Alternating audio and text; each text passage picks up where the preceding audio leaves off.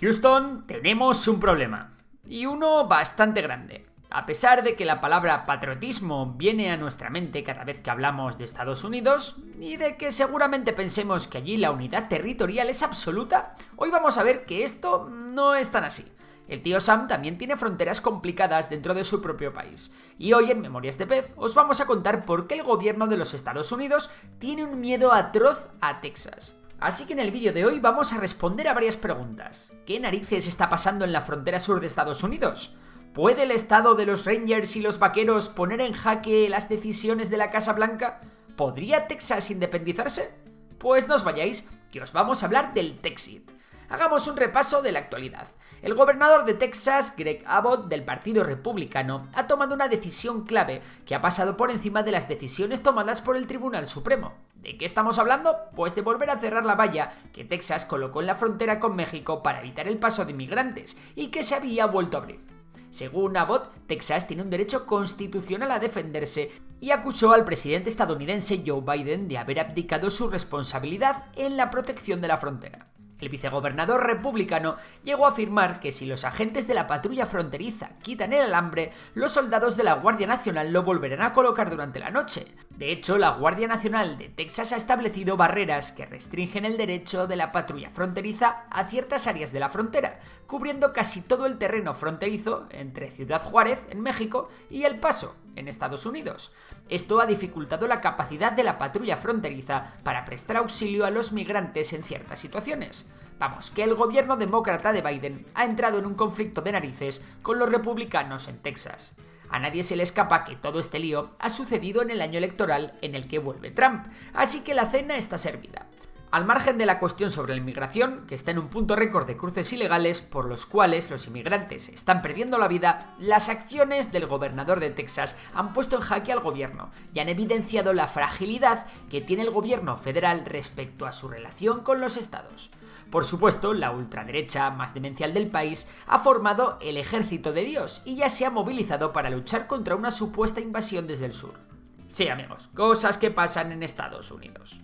No obstante, a nosotros no se nos escapa que todo este lío puede avivar un extraño fantasma que aparece de vez en cuando en el gran estado, el nacionalismo e independentismo.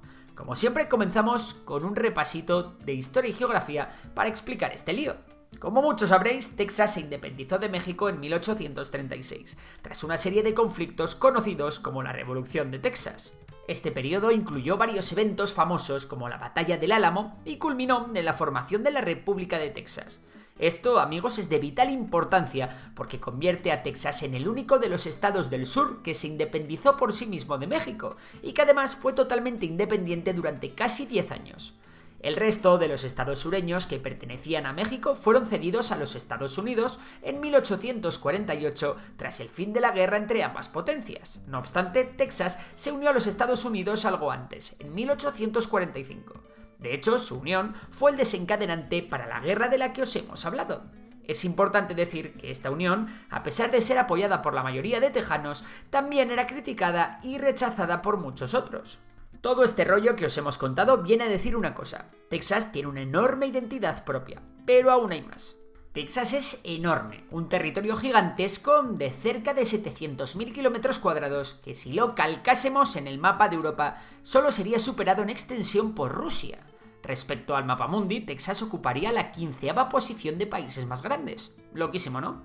Como podéis suponer, de un territorio de tal tamaño, Texas tiene una gran cantidad de recursos naturales como petróleo y gas, además de energía renovable por un tubo y un montón de minerales distintos. Sumadle esto a la potente agricultura y ganadería con las que cuenta, y a su diversidad. Y voilà, tenéis un país fantástico. No obstante, no os penséis que este estado es solo un enorme secarral. Tiene un montón de regiones ecológicas distintas. Y es que esto no acaba aquí. Texas tiene 30 millones de habitantes y cuenta con un PIB de 2.2 billones de dólares. Si se independizara, Texas entraría de golpe en el top 10 de las economías mundiales, por no hablar de la potencia militar que podría ser. Desde Austin, capital de Texas, se contaría con más de 100.000 militares en personal activo y el estado se convertiría en uno de los países más potentes de la OTAN, de la que entendemos obviamente que pasaría a formar parte. Conclusión: Texas podría valerse por sí misma sin inconvenientes e incluso convertirse en un actor político de gran relevancia internacional. Esta conclusión que os hemos dado es uno de los grandes argumentos que enarbolan los secesionistas.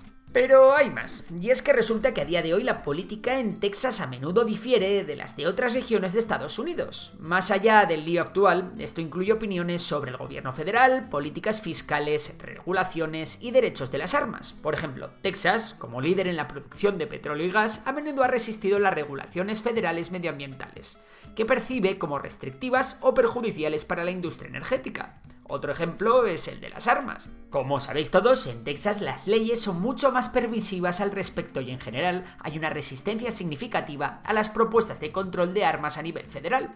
Esto incluye oposición a medidas como la verificación de antecedentes universales, prohibición de ciertas armas de asalto y límites en la capacidad de los cargadores. En materia fiscal, Texas también tiene un gran conflicto con el poder federal. Esto es debido a que Texas tiende a favorecer un gasto público bajísimo y una política fiscal conservadora en la que no existen impuestos sobre la renta personal. Como es lógico, las administraciones federales que proponen aumentos grandes en el gasto público, que suelen ser la de los gobernantes demócratas, a menudo se enfrentan a la oposición de los líderes tejanos. Volviendo a las preguntas del inicio, y para haceros un resumen, os dejamos los argumentos de los secesionistas que defienden la independencia de Texas. 1. La breve historia de independencia en la que Texas no era ni mexicana ni estadounidense. 2. La identidad cultural propia, con una historia rica en tradiciones distintas a las del resto de estados. 3. La robustez económica con la que cuenta el enorme estado. 4. Los recursos energéticos que la podrían convertir en autosuficiente. Y 5. El descontento con Washington debido a las políticas fiscales, a las políticas sobre la tenencia de armas y a las políticas medioambientales. Y llegamos así al final del vídeo. Pero antes os preguntamos, ¿cuál es vuestra opinión en todo este asunto? Os leemos en los comentarios. Y si os ha gustado el vídeo ya sabéis que podéis dar a like, suscribiros y seguir a Memorias de Tiburón y a Memorias de Dolly, mis otros canales. Por lo demás, un saludo y hasta la próxima.